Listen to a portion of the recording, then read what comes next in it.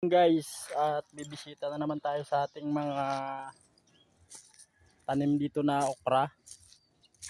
At lalagyan natin siya ng pampataba guys. At ito yung nilalagay natin, mix na sila.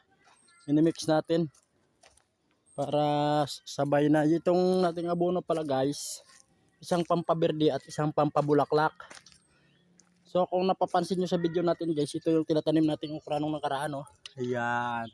So, di ba maganda na guys? Ayan, oh. So, lalagyan natin siya ng fertilizer ngayong araw na to guys. Ang paglagay natin pala nito, once a week guys. So, simulan na natin guys at ang lalagay, hindi natin ito ilalagay siya ng ano guys. Ayan. Ilalagay natin siya. Tunawin natin sa tubig. So, let's go. Samahan niyo ako mga katami.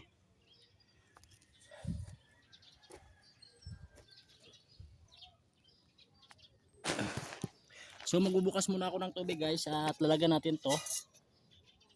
So nakalagay sa ating fertilizer 1 scoop sa isang timba, yung malaking scoop. So kaldero yung ating tansyahin na lang natin.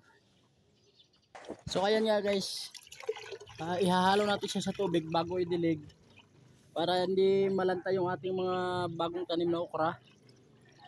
Ayan, at bago natin siya ilagay sa puno at mabilis i-absorb ng ating mga tanim. So meron namatay guys konti. Ewan ko mabunga to. Mabuhay.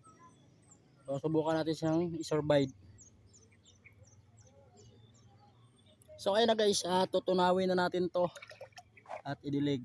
So at ito na yung ating abono mga katami at halu-haluin pa natin at matagal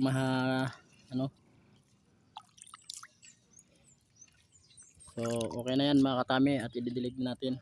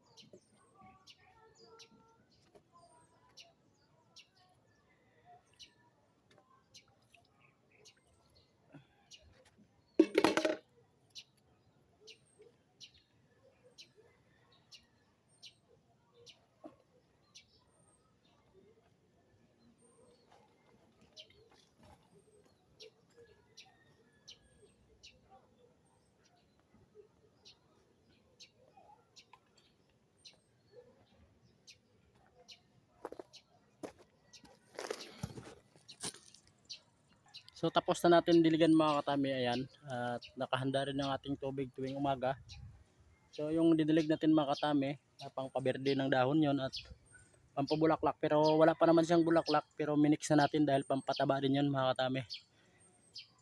So itong ating ginagawa mga katami ay tinitread tayo ng aming boss para mag farming dito, kasi tiyan mo yung itong lote na ito mga katami, tagal-tagal na panahon na ito na so ang gagawin namin dito mga katami, pa-farm namin. Kaya ito tinitread niya kami at ang aming boss pala ay retirado ng agriculture. Kaya ito kami ang tinitread niya para gawin naming farming ito. So hanggang dito na lang ating video mga katami, and thank you for watching. Bye bye.